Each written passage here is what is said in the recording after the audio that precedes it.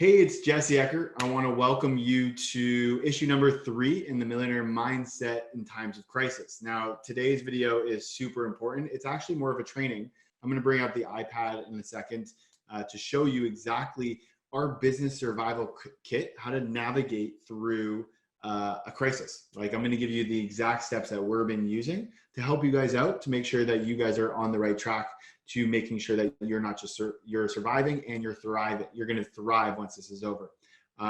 First of all, I want to just call out a few things. First, please, no judgment. I'm not the best speller, so if I do spell something incorrectly, since I am writing and I have no spell check, please give me a break, okay? The second is I do have some notes here on the side that I am going to be using.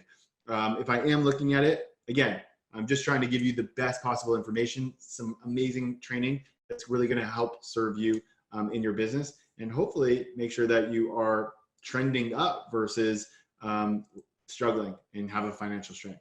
All right. So I'm going to go ahead and share my iPad right now, and then we will go from there. Cool. All right.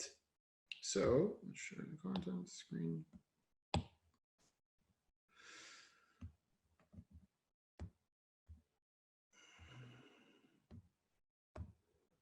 Alrighty, so we have this.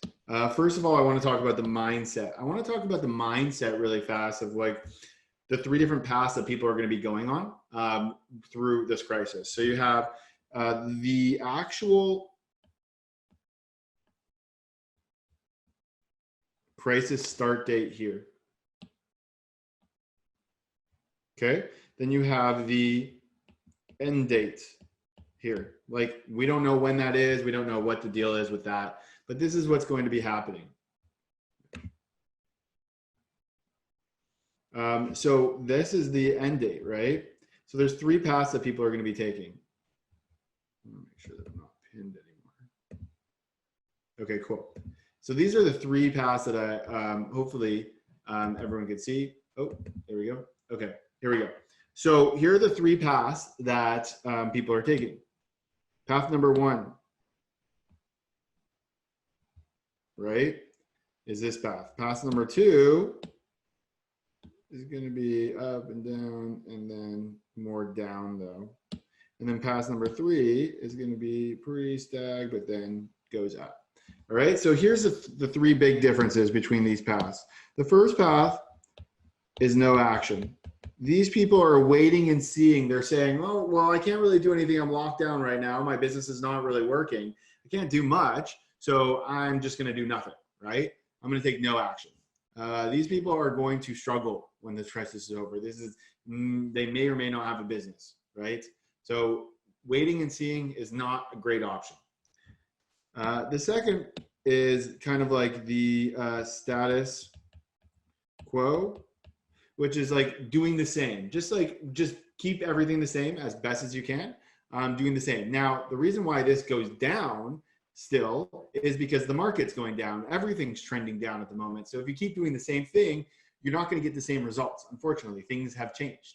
So you can't do the same thing and expect the same results.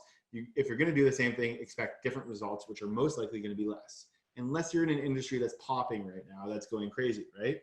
And then the third one here is people who are taking the right and smart actions. These people are, doubling down on their investments. They're getting coaching. They're with a community. They're building their tribe. They're proactively planning. They're looking at situations to make sure that they make good decisions. Okay. And this is what I'm going to take you in right now. Is I want to take you through the process that I have for taking the right and smart actions. So let's move on. There's 3 levels that I really need you to get your mind straight on.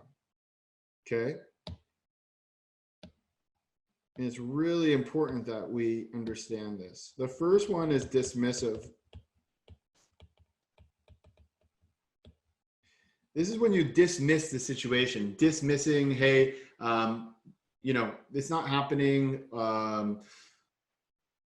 The crisis isn't a big deal. It's going to blow over quickly. It's whatever, right? Just dismissing it. The second one is reactive. Crap, it's here. What do I do? I need to do this. I need to do this. I need to do this. I start reacting to all these situations. Reactive. The third level, proactive.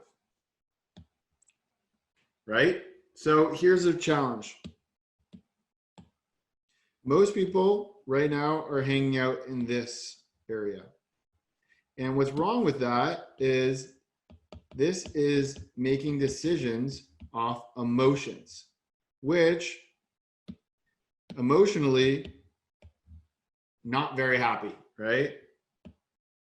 You're not happy. So you're making decisions usually based off of, it's an F word, fear.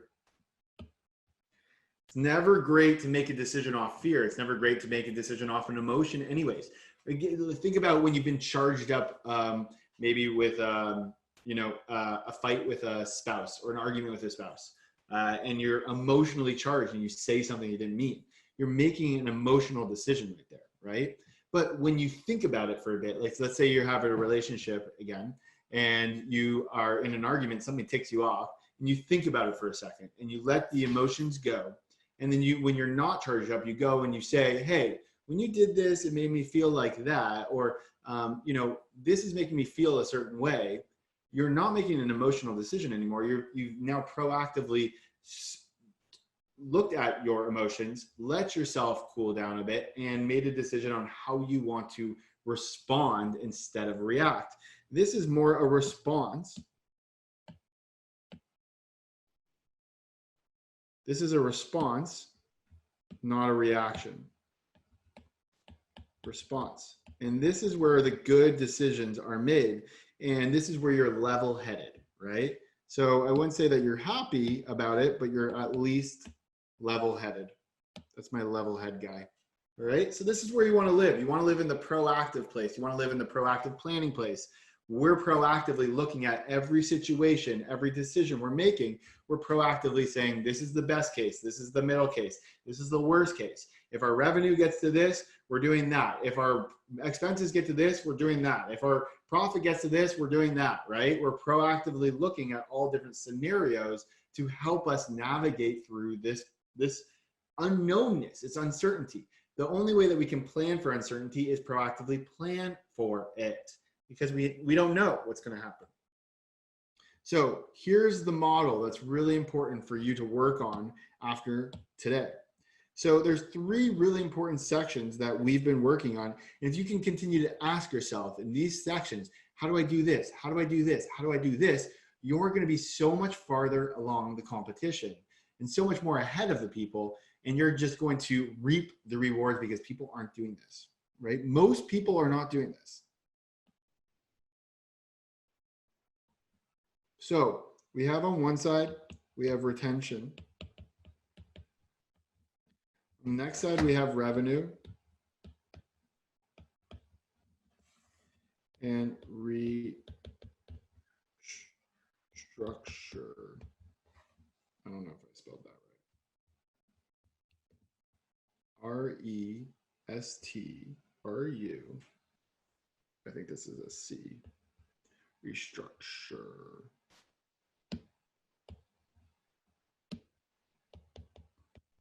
Restructure. I think I did it. Cool. So these are the 3 levels. So in retention, when we think of retention, we're thinking about retaining everything that we've done, everything we've built up to this point, everything we've done for our business. We want to make sure we don't lose it. All this work, we don't want to make sure we lose it. So we need to focus on 3 areas that I think that we've been focusing on. You can use your 3 areas that are most important for you, right? But these are our 3 areas. Our 3 areas are our students, which could be your clients, customers, whatever it is. It's going to be our team, making sure we keep our team intact because it's really important that we built this team. We want to keep them intact. And the third one is our ecosystem. We have all these people that are really into what we talk about. We have a great tribe, great community. We want to make sure we keep our ecosystem. So we're asking these questions. What do we need to do to make sure our students stay with us? They don't refund, they don't cancel. They get more from us for the same price. How do we serve them extra? How do we go above and beyond so that they know that they need us right now, that this is the time not to let go of us, it's to move forward with us, right?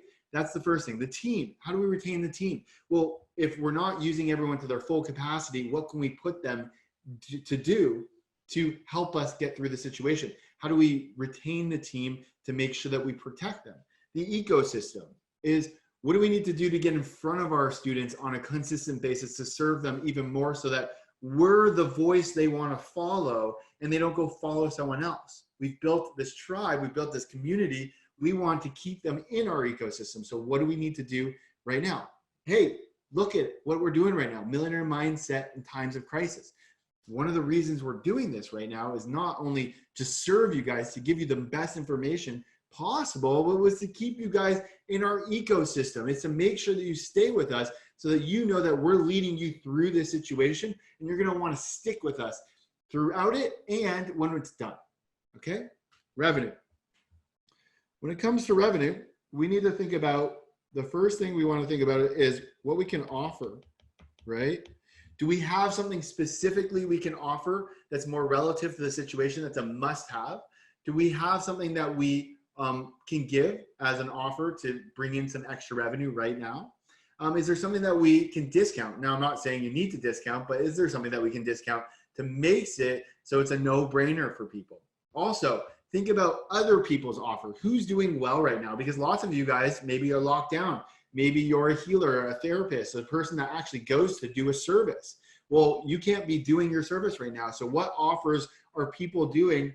Like, what offer can you take from someone else that you can give to your existing clients or people that you can make some extra revenue from, right? So that's the offer. The second thing that you want to look at for revenue is pre-sale. How can you pre-sell something for when it's over, right? So can you pre-sell some packages? Can you look at, how do I pre-sell this in advance so that I can bring in some revenue now so I can survive and I have to deliver later, okay? And then the third thing here is going to be assets. Assets are super important because we want to look at the assets and basically say, what skills do I have? What expertise do I have that I can monetize for other people? What can I do that I can actually say to them, hey, I can do this for you, or my team can do this for you, or we can help you in this situation, or I can help you in this situation. What new assets could you have, your skills, your expertise, your team, your systems, whatever it is that you can use to monetize, all right? So that's how you should be thinking about your revenue. And then restructure. Listen, we don't want to do this, but we kind of have to do it. We're kind of forced to do it. So we have to look at restructuring. Well, we definitely want to restructure our message. How do we maybe become more relevant? People are not thinking about anything other than the coronavirus, the situation, the crisis, staying safe, making sure they're doing things that are going to keep their business afloat, their financials afloat. They're thinking about security. They're thinking about protection. They're thinking about the foundations of their life. They're not thinking about aspirations. They're thinking about, how do I survive, take the lifeline right now, and get through this so that I can survive it in the future. You need to change your message, right? You need to become a must-have, not a nice-to-have. The second thing that you're going to need to restructure is possibly your products. What products do you need to restructure to be more relevant, again, for must-haves, not nice-to-have? And the third thing that's really important here is you're going to probably want to restructure your financials, okay? You're going to look at your financials. You're going to say, again, what is the most important thing that I need to do that's going to give me a return on my money? Anything that's not going to be a return on my money right now, that's a nice-to-have, could be gone. So returns on your money can be anything from investments. So this could be, again, coaching. It can be information that's going to help your business, like this type of information, but even deeper. It can be, so coaching and information. It could be, financial investments, anything that you feel like is an investment right now for you to do that's going to be a return in the future, 30, 60, 90 days from now. I want you to keep that. I actually want you to double down on that because that's what wealthy people are doing. Okay? I want you to think about that. Things that you should be cutting, though, are nice to have expenses. Things that are not adding value right now. Oh, things that are not adding value right now to your business, that are like things that you don't even use. Any tools that you're not using right now, get rid of them. Save some money, right? So that's where I want you to be thinking. Cut expenses, double down on investments. So what you want to do is you want to look at this and you say, okay, answer questions in the retention realm. What are the 3 things I want to make sure that I'm focused on in retention? And list them out. Start to write them. 1, 2, 3, right? On my students or my clients, these are the 3 strategies I'm going to use. Blah, blah, blah. Team, these are the 3 strategies. Ecosystem, this is 3 strategies. Pick your favorite one, right? Then you circle your favorite one. Offer pre-sale assets. You have 9 things that you can work on here.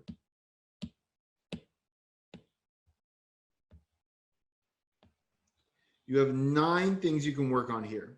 9 things that are probably going to be different than what most people are doing right now. Things that you can actually work on to succeed, to make sure that you are making the right and smart decisions. Again, think about this. So I also want to make sure that you are, again, thinking about this in your own sense, in your own way. I want to make sure that it's useful for you. So think about the retention, restructure, revenue. How can you make this possible for you in your business, right? What are the things you need to do to monetize? What are the assets that you have in place? Do you have a list? Do you have customers? Do you have partners? Like, what are the different assets that you can monetize right now? Think about all these things, like dig deep, take some time. So today, I want you to comment below. I want you to comment below your biggest takeaway from today in our business survival kit. And I want you to also put what's one action that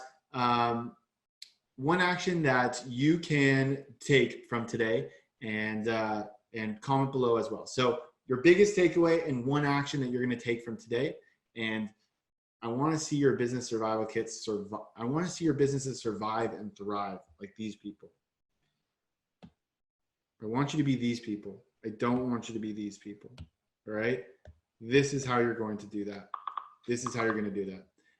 Thanks so much. Have an amazing rest of your day. Sorry for the noise. I have my Slack going off for some reason. I apologize. It won't happen again. I hope you enjoyed issue number 3. Make sure you comment below, and I'll talk to you soon. Bye for now.